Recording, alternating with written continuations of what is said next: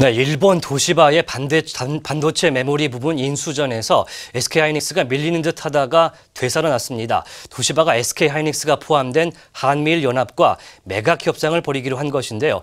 이어서 애플 참여도 확정이 됐습니다.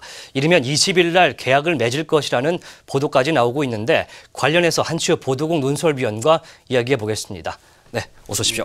안녕하십니까. 네, 일본 언론이 한미일연합의 도시바 메모리 인수 가능성을 먼저 보도를 했습니다. 어떤 내용일까요? 이게 이제 13일 날 한미일연합하고 이 도시바 메모리하고 양해계약서를 체결했다는 거죠. 그래서 양해계약서라는 건 사실 별 법적인 구속력은 없지만 그렇다고 하더라도 SK가 참여를 하고 SK가 15%의 지분을 가지고 의결권에 제한을 두겠다.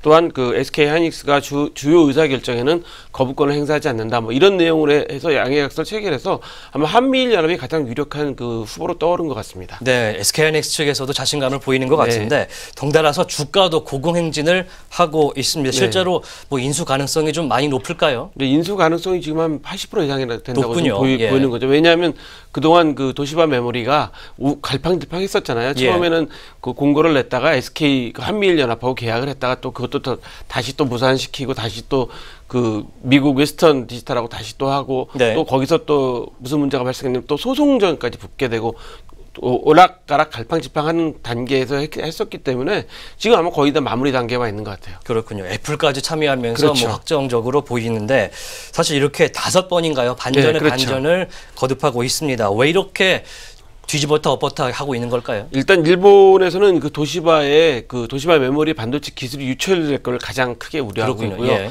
두 번째로 경영권 상실을 좀 우려하고 있는 거죠.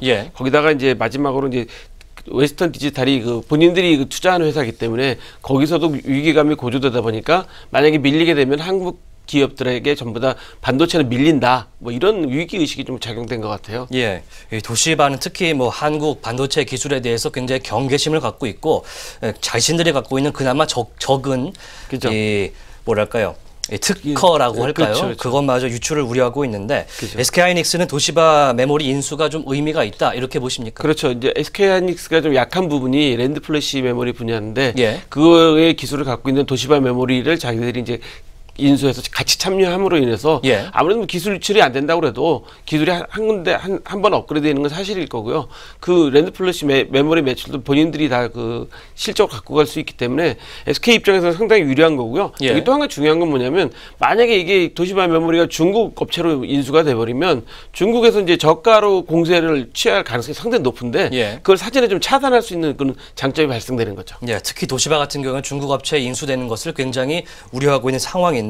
일단은 한미일연합의 애플까지 가세하면서 SK하이닉스가 속한 이 한미일연합이 유리한 상황입니다. 애플의 참여가 어느 정도 영향을 미쳤을까요? 애플의 참여가 아주 큰 영향을 미쳤다고 보입니다. 왜냐하면 애플은 반도체 실수요자지 않습니까? 그러니까 실수요자가 투자를 하고 직접 참여를 했다는 거는 상당한 의미가 있는 일이고요. 두 번째로는 애플 입장에서도 안정적으로 부품을 계속 구매받을 수 있고 구입할 수 있기 때문에 상당히 좋기 때문에 서로 윈윈하는 전략이 돼서 애플의 참여가 이번 아마 한미일연합에서 인수를 하게 되면 가장 큰 영향을 미쳤다고 볼 수 있겠죠. 일단 애플도 신제품을 계속 내놓고 있기 때문에 적정 수준의 이 반도체 공급량이 필요할 것 같고요. 현재 뭐 반도체 시장이 굉장히 슈퍼 사이클에 접어들었다.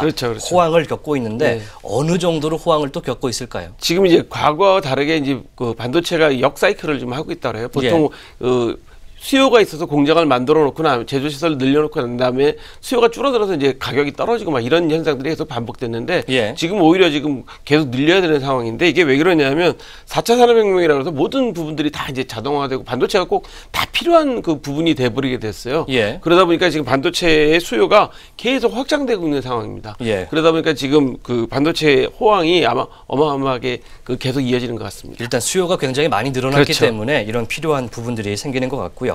SK하이닉스가 도시바 메모리 부문을 인수하는 걸 비롯해서 만약에 이런 인수전들이 성공적으로 끝이 난다면 우리 경제에는 또 어떤 영향들이 있을까요? 우리 경제에는 이제 SK하이닉스가 세계 반도체 시장에서 새로운 또 강자로 또 올라서게 되는 계기가 되기 때문에 우리나라 경제는 전부 다 전반적으로 긍정적인 영향을 미치게 될 거고요.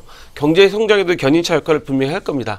거기서 또 한 개 중요한 거는 이 반도체가 경제 성장을 좀 견인해 주는 동안에 또 우리 경제는 또 다른 먹거리를 더 찾을 수 있는 시간적인 여유 여유를 좀 벌게 되는 게 있기 때문에 상당히 큰 효과가 있다고 보여집니다. 일단은 삼성전자와 쌍두마차인 그렇죠. SK하이닉스가 도시바 메모리를 인수하게 된다면 좀 더 많은 먹거리를 찾아내지 않을까. 그렇죠. 찾는 시간도 벌 수 있는 거죠. 네. 시간을 번다는 게 상당히 중요하거든요. 요즘에 이제 4차 산업혁명되고 모든 게 이제 전자화되고 반도체 자동화되면서 상당히 시간 싸움이 됐는데 예. 저희가 우리나라의 경제에서 이 반도체 산업이 그 성장을 좀 이끌어주고 있으면 다른 분야에서 또 새로운 걸 찾기가 아주 손쉬우게 되는 거죠. 네, 수출 실적에도 많은 도움이 그렇죠. 될 것 같습니다. 네, 지금까지 한치호 논설위원과 SK하이닉스 도시바 메모리 인수전에 대해서 얘기 나눠봤습니다.